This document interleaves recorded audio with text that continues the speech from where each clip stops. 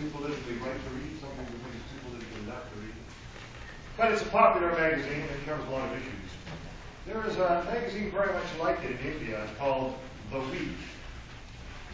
And like this magazine in America called Newsweek, and Time magazine and other weeklies, U.S. News and World Report, they have a feature once a year called Man of the Year, in which they feature a particularly important and significant figure in Indian society who has made a difference in some significant way. And it's called Man of the Year. And Anil Joshi, Dr. Anil Joshi, was the recipient of that recognition in the year 2002. And so he's not just an ordinary guy on the street who happens to know something about Hinduism. In fact, he would probably say that he doesn't know a lot about Hinduism. He's a very humble man. He's not a priest, but he is a social worker. And as I've explained before, in India, a social worker is not just a person who graduated in the school of social work and gets a job with the government. In India, a social worker is a person who's actually making a difference in the social life of people, particularly people who are poor and disenfranchised. Anil Joshi has had an interesting career in this line. He actually started as a university professor and spent something like 17 years as a university professor. 22 years. 22 years. 22 years. He found that it wasn't fulfilling him and it wasn't making a difference in the world. And he quit that and started an organization which is called an NGO. How many of you have heard the word NGO before? Okay, well this is something that you need to know. An NGO is a non-government organization. And there are many of them in India and in other parts of the third world. An NGO is not an organization that gets funding from the government, like the University of North Texas gets funding from the government. It gets a lot of funding from you too, but it gets a lot of funding from the government. An NGO is an organization that is independent of the government. So it is motivated by usually a person who has founded it who is internally motivated, really concerned about a situation that needs to be addressed. And so Anil Joshi is a social worker in the best sense of the word. And rather than asking him to give you a lecture about Hinduism, I've asked him to simply talk a little bit about himself. And I think from talking about himself, which he's always a little reluctant to do, you get a little idea of how the values of Hinduism have had an impact upon his life. We'll also ask him to talk about the way he expresses his spirituality on a personal level. That's probably asking him to do a lot more self-revelation than is normally expected of a guest speaker. But I think it'll be interesting. So please join me in welcoming Dr. Anil Joshi.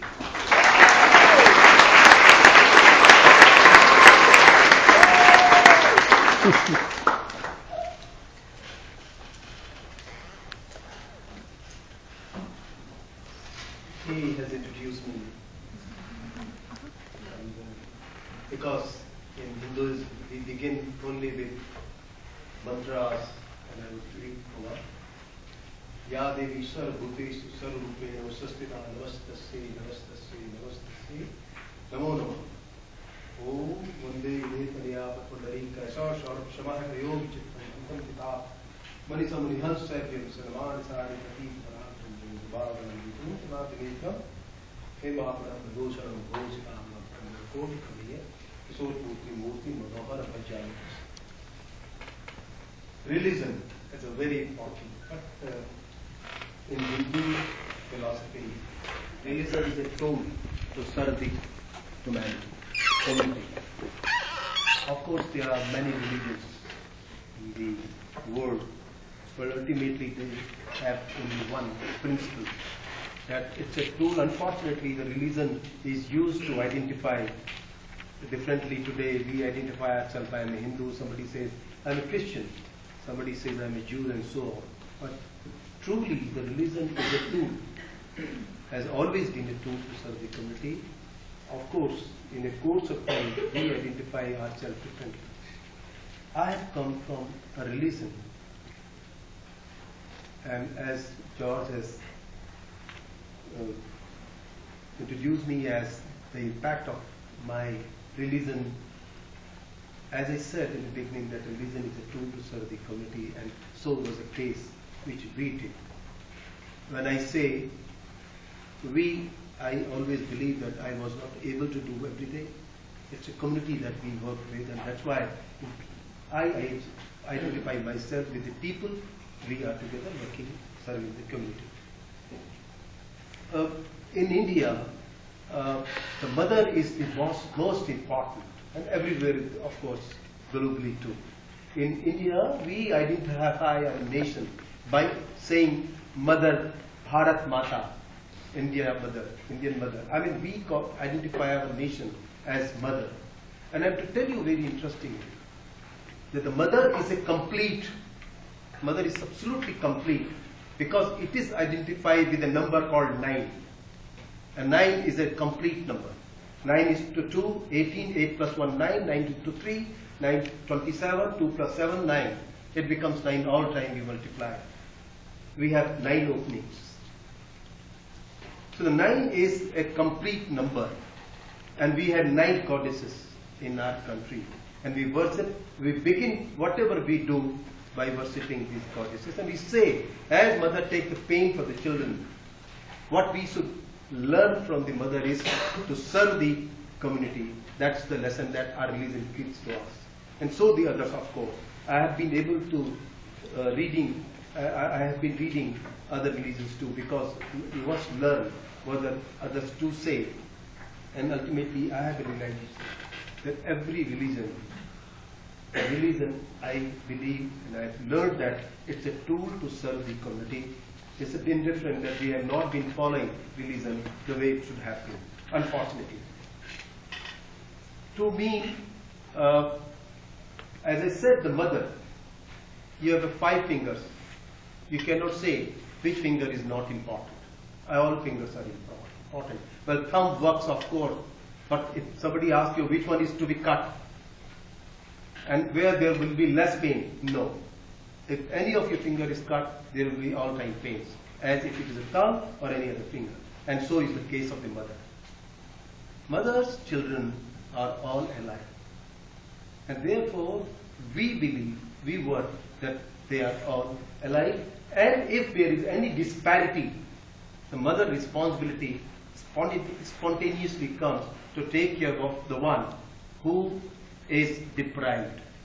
And that is the one reason that the goddesses being the one which we follow in India, and was the main reason why we begin to work for this society, because everywhere across the globe and India particularly, we have a disparity, economic disparity, and many other kind of course.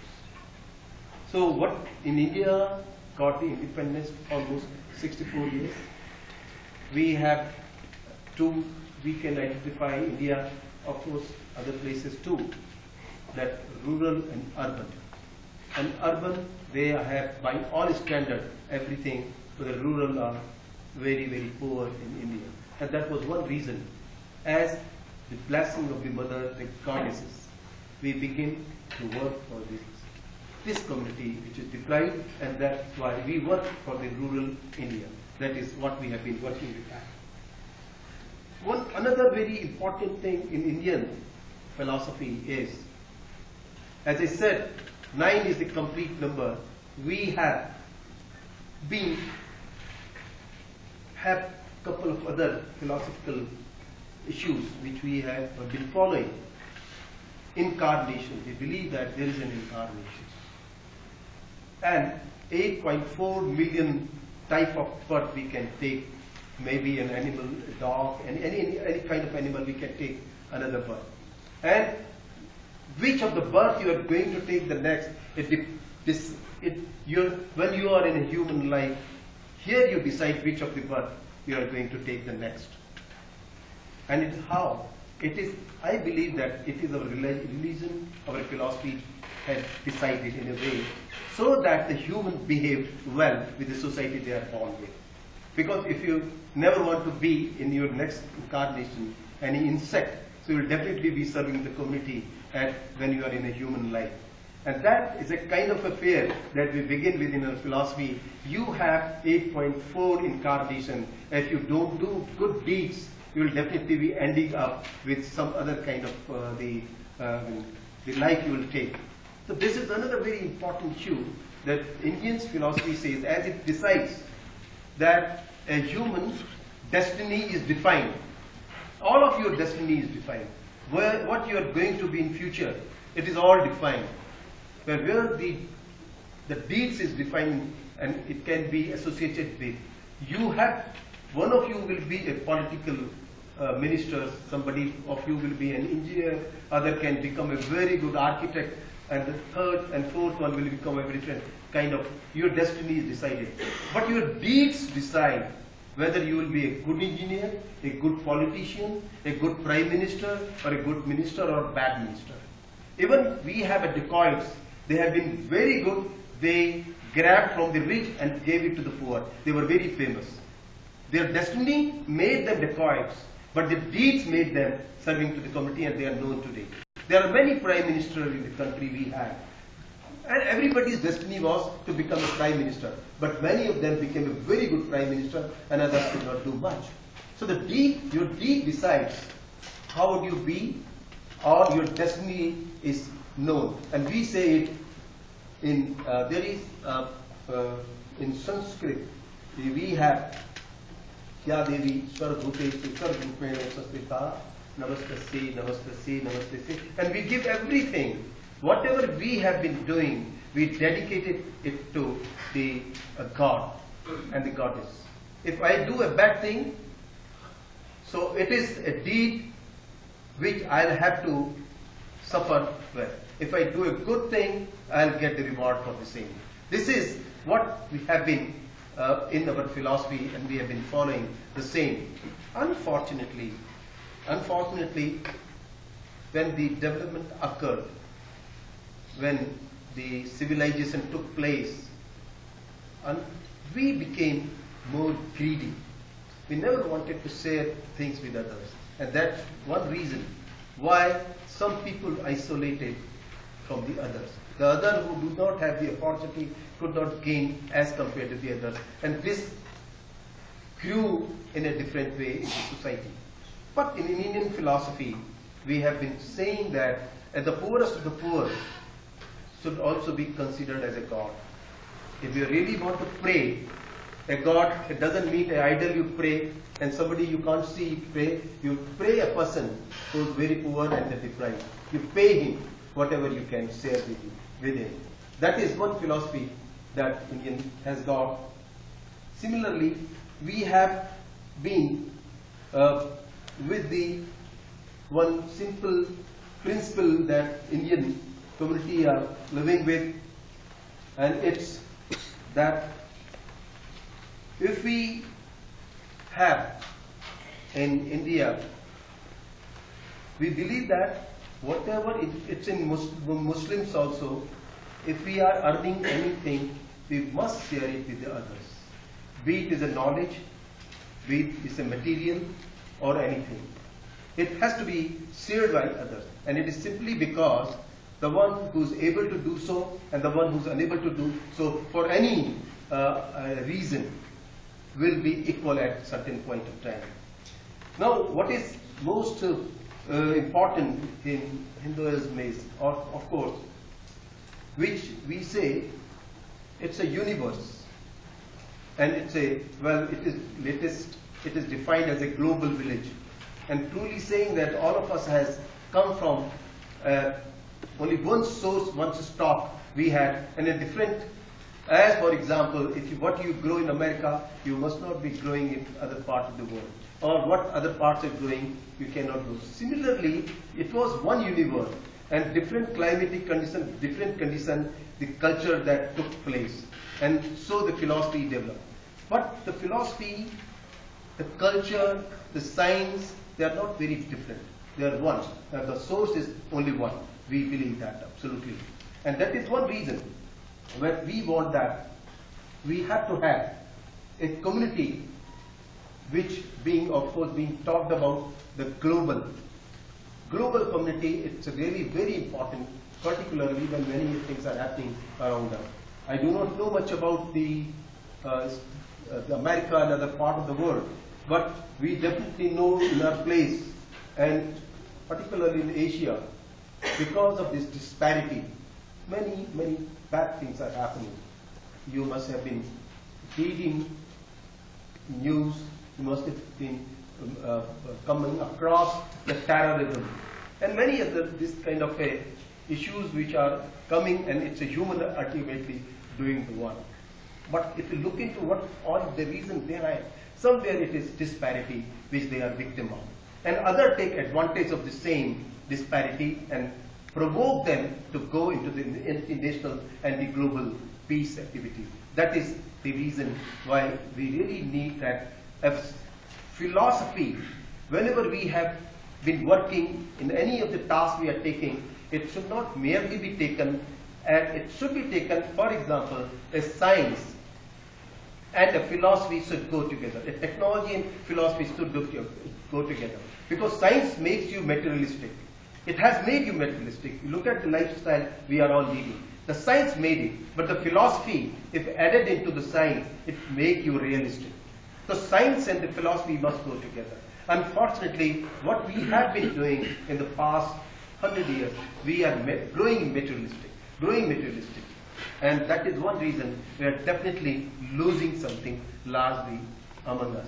And we believe that there must be not the disparity, what we are earning, what we have to share it with the others. In our case, this group of people who are working for the community, we are essentially working on to bring the equity. And when we want to bring the equity, ultimately it is the economy also which is important, and ecology also which is important whenever you want to bring equity. What we have been trying, you know, all of you, if you take an example, where the agriculture is done in your country in America, or in my country in India, it is not done in the capital. It is not done in the town. It is done in the farm with the farmers, somewhere in the countryside. If the farmers do not get adequate return of his labor, naturally he will be deprived of many things which we are all enjoying.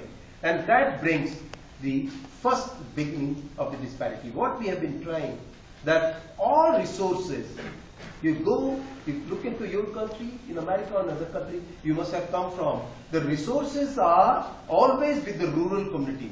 We do not grow the forest in the town. They are always in rural areas. We do not grow agriculture. They are always grown in the rural parts of the world. Therefore, ultimately our dependence is on the resources, and we, those who are doing an education, are simply the manager. We are not the producer. So the producer is ultimately most important, the one who produces the wheat, the paddy which all of us have been eating. But unfortunately, you will see that those who are intensely doing the labor do not have equal earning as the others have. Therefore, the community at the rural part of the world should also be equipped to take better profit of the resources they are using, and this is what our group is trying to do in our place. We have been trying that the rural community is growing is also consumed by the urban somewhere, and we do not deny that the urban shouldn't take it. We say that they should take it, but at the very time the one who's the producer should have more rights and the profit, because he has been taking the pain to produce the resource. And therefore, we as a group is trying to equip the rural community and trying to ensure that they have relatively better return, and once they have a better return, they will stay back in the rural and will grow the resources, not for only for them, but at large for urban and other people of the world. We are working on those lines, and we have been currently in India. We have our presence in 10,000 villages. Technology and knowledge has been our tool, we have been training rural community and empowering them on resource-based rural employment, resource-based richness, what forests they grow, what crops they grow, how best they can take advantage of the same, and all of our initiative, the philosophy is the most important, and it defines that. It defines definitely that we have equal opportunity. Human has equal opportunity. Unfortunately, for one or other reason, one does not get, others get it. But it's then ultimately a common responsibility of all of us that it should be, the profit should be shared by every one of us, and that is one reason the disparity will disappear, equity will come, and many mishappenings that is occurring globally in the form of insurgency, militancy, and dissatisfactions will, of course, in a time will be overcome. We believe that you are youth, and I believe that the youth have more responsibility and as compared to us, because we definitely have caused inequity. We are a generation, we definitely have caused inequity, but you are youth. You must understand that the rights that you have, you should also bestow others with the similar rights. And the rights can only come when you work hard, then you gain the rights, but you must also see that those who are working hard should also have the rights. And unfortunately, which is not happening. Youths, I always believe that the youth can only bring change, and in the past also, the youth have also always brought. I have to tell you that the biggest challenge which community and the globally we are facing is unfortunately inequity. Inequity is the biggest challenge that we have. And I have to tell you that sitting in a place we believe comfortably that we are safe, no. No one is safe. Those unquiet people, dissatisfied people will definitely express their dissatisfaction, resentment in time to come. If we do not come forward to share the knowledge, the opportunity that we have with the others. And in fact, the religion, I believe, is something for this. Religion is not merely to remember a God and save you from the illness, save you from the other mishappenings. The religion is a tool to serve the community, and I believe that religion must now be taught in a different way, not the way currently we are teaching today. Religion, in all religions, if you look and study the religion this deeply, you will find that all religions say humanity, serve the community, help the others, and that's the real time. It began thousands of years ago, religion, with this philosophy, but the time has again come that religion is to be studied in a different way so that we can help the community and equity can be brought. And we believe, as the youths are important, as I said, you have a challenge. Rather, don't merely work for yourself. When you study, when you do an education that try to make you self-reliant, of course, but at the very time, you must also equally think that your education, that you have been getting millions of people in this country and also in other part of the world not getting the same. The first disparity begins from here. Realize it. But the education in such a UNT, the University of North Texas, many of people in the world not getting this kind of education. So you are fortunate to get this education, but others will be fortunate if you will share the benefit of your education with the others. That's the true education one can define. When it helps the other is a true education. If it helps yourself only, I don't believe it's an education. Education is for the society to help the others. And I end up with this, my small speech. If you have any queries, of course I have not told you about what we are trying to do. We have a website, you can see that, you can go through it and you will find the kind of work we are doing. We really have been, wherever we go, we are very happy to meet youth. You also feel youth when you are with the youth, interacting with the youth. But the challenge which we believe is this, that you have more challenges than what we had in our time. And when you were youth, you were struggling, but you are in a state where you have something to share. We did not have much to share, but you have more to share because you are more equipped by all standards as compared to us. With this I end up, and if you have any queries, I will be very happy to share with you in your questions.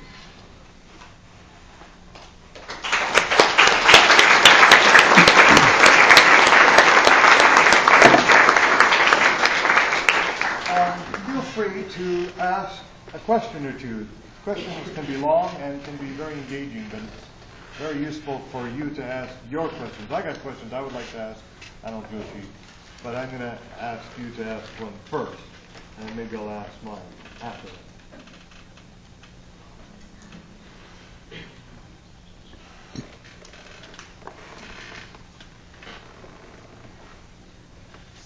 Okay, you made me do it. I will ask a question that I've been wanting to ask because I've known Anil Joshi for some time now, several years, and I don't know where he grew up or what kind of influences, particularly religious influences, were in his early life. And I would like him to talk about that and tell us, and I know from his name, Joshi, that he grew up in a Brahmin family, which means high caste. And as you saw in the film, high caste means that living one good life after another, one good deed after another, you have emerged a human being near the top, closer to God. And I'd be interested in knowing his interpretation of that idea, popular idea, and also what kind of religious rituals and religious practices were part of your early life. Well, I am born in a village. This place is in Himalayas. I have come from the Himalayas. And being born in a place which is said to be a abode of gods and goddesses, Himalaya is said to be. I am born in a village which is called Gurdwara, and I was from a Brahmin family, a lower middle class, and I had in my family, my mother was the one who always the first to be early in the got up in the morning. I never saw in my life that it was she got up later than me. That was one. I always believe that mother is the most important. So she trained us. We were trained by her that first thing that we have to do in the morning is to take the bath, and whether it is summer or winter, we have to take the bath and first go to the God. She wanted in any case us to be the God-fearing. I always wonder why she wants that, but I understand it today because I should not fall in the misdeeds. God-fearing people normally avoid the bad things. And that was, I believe, my mother taught me. And ever since, it is something which is happening. My son has been doing, my daughters, which I have adopted, is doing the same. When I grew up in that environment, which as I said, lower middle was the most important advantage for me when I was born in such a... Had I been born in a very rich family, I would not have experienced the deprivations. I thank God that I'm born in a very, very poor family, lower middle class. I remember I used to have only two clothes with me, and one pair, and every second day it was to be washed. The new clothes for us only was bought at the time of the Independence Day of the country. I thank my parents that they used to make the clothes for us at the day Independence Day. Otherwise, we would have never remembered which day is our Independence Day. But yes, thanks to my father, my parents, they used to make. By doing so, they definitely had meaning behind, and they wanted us to know which the Independent Day is. And the second important is, as I said, I would definitely feel the day I know when I was childhood. I used to see my many friends my classmates used to have very good clothes, good eatings and everything. I did not have many. And I used to curse my birth. I say, why I should have been born in a different place like my friends are. But today I say, thanks God. Because, you know, in your life, you do not know the bitter. You don't have any rights to enjoy the sweet. If you have been enjoying sweet all time, you will ultimately be victim of diabetes. That's an example. But you know, diabetic does not mean a sugar problem. You may be diabetic for many other things. Suddenly you have fallen in stress and strain. You can't resist it. And we were born in an environment. We were deprived of many things. Even some days we never had a meal in the evening. We were in that kind of environment. And when we grew up, that was a kind of experience that we had. And that was one reason. When we begin to grow, good in education, I became an assistant professor. When I became an assistant professor, I thought that I am teaching for my earning, where I am sharing with others of my villages. And that is after 22 years or so, I left my job. And I have to tell you, to know the people more and more, it was not only we have been working with the society by merely producing technology, science and knowledge, gathering, awareing the community. We have been organizing cycle march, 4,000 kilometers across the country. We are doing another on November 20th, from one part of the country to the other, meeting the farmers, meeting the rural community, knowing their problems, raising their voice, and trying to impact on the politicians what will country ultimately look forward to. We were born, and God blessed us that we were born in that place. I knew. Let me explain something that may not be clear. Do you know what a cycle yatra means? Okay. Cycle is the Indian word for a bicycle. They don't call it a bicycle, they call it a cycle. Bicycle. So a yatra is a journey. And so he's been going on these bicycle tours of India with other people, and this one is, you're going to be leaving on November, what? November 20th. November 20th, and you're going to start where? From the northeast. The northeast. Yeah. In the... Calcutta, Patna, Bihar, Punjab. Patna, okay. And you're going to be traveling by bicycle to villages and visiting farmers to find out what their needs are. And it's going to be such a media event because he's such a famous man that the press is going to be following him. And they're going to hear, the politicians will hear what the people on the ground need as a result of this kind of yatra, padyatra. And it's interesting, the yatra is also the word for pilgrimage. Yes. You know, you take a pilgrimage, you go to a religious place. You know, those of you who are Catholic probably think, or your parents have thought, that one day you've got to go to Rome, you've got to visit St. Peter's, right? Well, in Hinduism, you have this idea too. There are some places that are very special to go to. And some of them are special because they are sources of rivers, you know? And what could be more important than the source of a river, you know?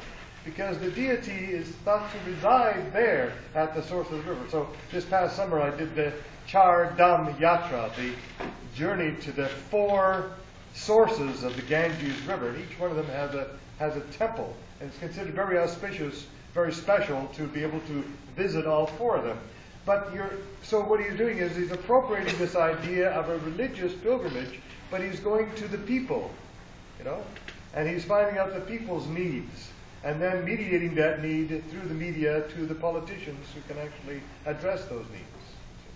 Interesting. Another thing that you said that interested me that may not be something that you're aware of, it's interesting that Anil Joshi said a minute ago that one of the things that was very important when he was growing up, first thing that he would do in the morning is take a bath. Now, you don't think too much about that. Everybody takes a bath here and doesn't think of it as being very important. But in India, taking a bath is not just cleansing the body from sweat and dirt, but it is a purification. And it's a way of separating yourself from what has happened before in order to be ready to meet the deity, to attend the temple and take darshan, which means take a viewpoint of the goddess or the deity. It's interesting that all religions have something like this.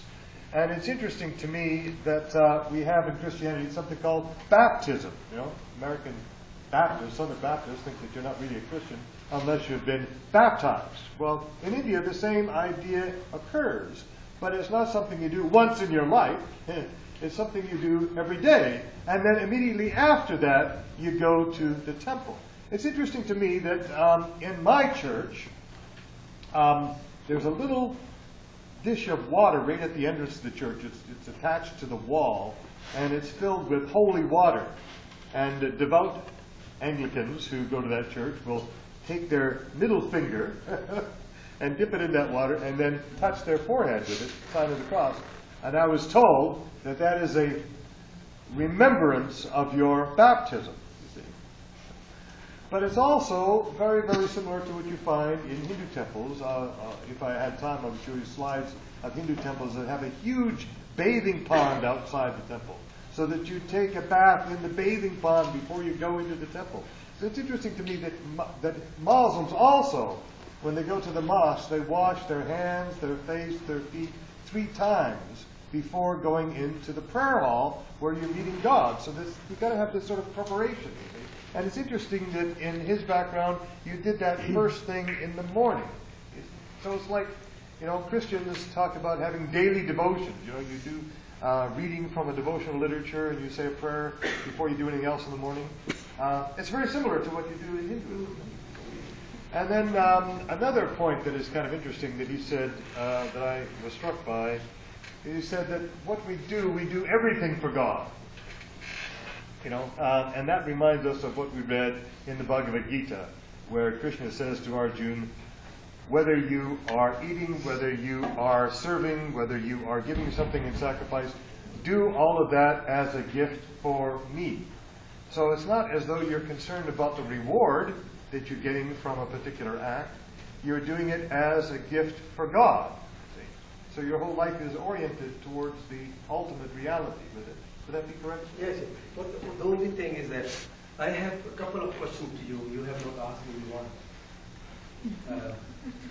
My question to you is, your youth, you have a big future ahead. You should have a question every day. You should ask 2 or 3 questions. When you sleep in the night, what did you do today? And you define if it was done for yourself or you did for others too. That's one. Second important is you must also ask a question that why did you have the birth on a particular family? Why did you not have the birth in another place? Why did you come to this family? You should have a question to you. If it is a rich family or the one who is a rich, born in a rich family will should see that God blessed me, I am in a good family. So I must share it with others. And if you are in a poor family, then you should say, well, I am born in a poor family, I must be rich and share it with others. Should have a question. So the third, which I believe that you must ask, why are you there on the earth? Why do you not become a buffalo, a cow? Who at least been serving the community somewhere? Are you also? What kind of a human? You wake up in the morning, must be eating a juice, bread and the butter and so on, must be coming to college, eating all times in the evening, and all times eating. You must understand, is this the life that you are born for? You must have a question. And that the religion and the philosophy teaches you. And then I don't believe that the professor, the great professor, because I have been very closely interacting with him, he can only guide you. But your self-reliance should come within you. You can only learn philosophy and religion by yourself only. Nobody can teach you. If you learn why are you born, what does all mean, why this poor guy is and why I am a rich, why I am so looking and good looking, everything you must have a question. And then answer, you will serve, you will learn your subject well. And once you learn your subject well, you will be a good human. Or otherwise you will be waking up in the morning, eating all night in the evening, and sleep in the night. And as I said, it would have been better if I had been a buffalo. Why are you human? Why did you have this life? You must realize, if you don't do that, I am to tell you that this is the sin. You are going to commit a sin if you are not asking this question. Because, what is the difference between the animal and human? We have only one difference. They can think and act. They can think but can't act. They can think and act. And if you can't think, so you are a monster eating all time. And you can think and act, then begins your human. And then humanity begins thereafter. To me, you see, when I see the life across the world, I have a chance to travel globally in many parts. I find many countries doing well. It's good. That was, they were blessed with. It was their destiny to grow such a way. But you know, the destiny is given by the God. But deeds are yours. If you become a prime minister, Obama became the president of America, it was his destiny. But his deeds will decide whether he will become next time the president of America or not. It's the deeds more important. Everybody God given the birth to all of us. There are the people, as I said, dacoits, very famous dacoits we have in our country. Dacoits by virtue of deeds. Let me explain what a dacoit is. How many of you heard the term dacoit? Okay, a dacoit is a bandit, an outlaw. Robber. Huh? Robber. A robber, yeah. They are the robbers. There have been interesting stories of dacoits or bandits in India. And he was talking about one, Mansingh Sultana. yeah, who robbed from the rich and gave to the poor. Yes, Robin Hood. Yeah. And what happened to him? Sultana. But, well, he was died with the... But, you know, even he is dead, everybody will be dead. All of us. He is also dead, but he is still remembered by the community in the world. I mean, in our world. So, you should know why are you born. Today, if I die, I'll have a heaven, I know. Because we have been 10,000 villages.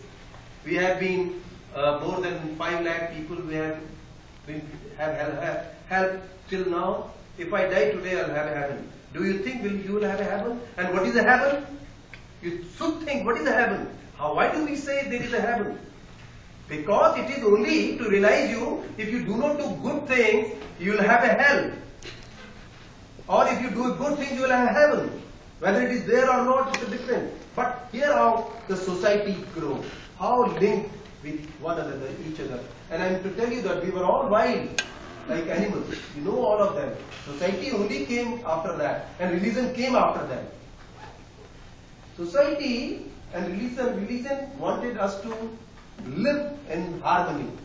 And then principles were made, and then a God was imagined who can everybody fear with him. That imagination came, and then this whole society built up. But ultimately, the one who invented God at that point of time, who thought of a God, must have been very powerful man. And I will tell you very honestly, you see, what we have in Hindu philosophy, every time a universe, there are many universes had happened earlier, and they finished, disappeared, then another comes. This is the story of the universe according to Indian philosophy. Because what happens? That when the civilization comes, the greed comes, then after the greeds, corruptions come, and so many things come, and ultimately you reach a stage when a nuclear bomb or atomic bomb blasts, and the universe gone. Then another story starts. That is as per philosophy. Therefore, in Indian philosophy, there were 2 yug era. One is called Sat Yug, another is called Kali Yug. Sat Yug means where every human was good, they lived well, helped each other. Kali Yug means where everybody want to grab, everybody want to take hold of everything, positions, money and everything. We are today, current era is called Kali Yug. Everybody want for themselves only. They don't want to share. We are in a stage of Kali Yug. And I have to tell you, 25,000 years ago, Professor, 25,000 years ago, one of our saints has said, Nausadi Rasab, there has been, In Bhagavad Puran. Bhagavad Puran, he said that there will be a time when the human will become very selfish. There will be a time where there will be time where whatever seed you will put into the soil, it will not grow. And water is despairing. Climate change is coming, global warming is happening. He stated about this. He again said, there will be a time where the king will not be working for the welfare of the society, but to grab for himself. There will be time where there will be a difference between the wife and husband. There will be a time when there will be father and son differences. God, he says, he said that time, God bless me, I am dying. I am not looking that I am away from that era which is coming. He said that point of time, it's all happening. So it is. One of the subjects we didn't get into is the 4 successive yugas, or periods of time that occur in human history. The first is called the Satya Yuga. That's the age of truth. That's when people are born, and by the time they're 10 years old, they've already achieved moksha. But they're still living in the world, so they're enlightened beings. They don't have any selfishness. They have a sense of community with everybody. Every man treats every woman that is not his wife like a sister. A woman that is of his mother's age like a mother. A woman younger than him as a daughter. Everybody has this sense of moral, ethical intensity within their being. That is the Satya Yuga. But there's 2 intervening stages here. There's the Trita Yuga, and I forgot the other one. But the last one is the Kali Yuga. Dwapar. Dwapar, Treta, Satyuga, Kali. Dwapar. But the 2 are important. Yeah, but the top one and the bottom one are important. The Kali Yuga, Kali means black. This is the dark age that we are living in, where, as he said, politicians, kings are not there to serve the people. It's very interesting to study ancient history and look at, for instance, the responsibilities of an ancient Indian king, or to look at ancient Egypt and look at the responsibilities of the pharaoh. The responsibilities of the pharaoh was to be sure that the people are well. If the people are happy, then he's happy. He has no right to be happy if the people are not happy. Today's world is different from that. The politician is out there for himself, and even the voter is out there for himself. He wants to know what advantage he's going to get from one candidate or another. That's the character of the Kali Yuga. And as he said, in the Trita Yuga, in the Satya Yuga, there's all kinds. Agriculture is easy, but in the Kali Yuga, agriculture is not easy because things don't grow easily. Why? Because the soil has been poisoned. Poisoned with what? Poisoned with chemicals, poisoned with additives that are actually depleting the strength of the soil itself. Hinduism has the whole understanding of this whole development and recognizes that there comes a point when the world is beyond repair and it will be destroyed and recreated by God. So it's a whole system, and not just a religious system. It's a whole system, a whole metaphysical system of the understanding of history and the human person in it. Well, at the end of this, I would please don't take this as a speech. I always believe that my speech is not a speech. It's again a sharing. Because you are our future. You are future of the globe. When you hear people like us, by any chance, so I know that at your age, it's very difficult for anyone to hear for such a long time the nonsense you were saying, talking about. But I will tell you that you will definitely, every one of us definitely want to lead a good life. Agree? All of us want to lead a good life. I only say, I have come from Himalayas. As I said, I have come from Himalayas, a God abode, we say, goddesses abode. and we are definitely not cunning people. There is still Satyug in my place. People are very good, very nice. I have come here not to give you a speech. Never want to bore you. Please, never do that. Never understand that. I just want you to be the part of us. What we are trying for the people in our country, you do for the people you find right in front of you. That's the only tribute you can give to the people like us who are working. And honestly say today, I do not know whether you have encountered anyone before, but I just want you, even one of you raise the hand. I'll consider my coming to this place is important. Otherwise, millions go, millions come. I also go, I also disappear. You also. I just want you to commit only one thing. At least as your student, you are a student, you are going to be something in future. You will be helping someone, at least one person in your capacity, and you go, grow, and then you will be helping others. Will you like to raise the hand with me that you will be helping? And this is a tribute to my speech. That's great thing you are coming to. Thank you very much.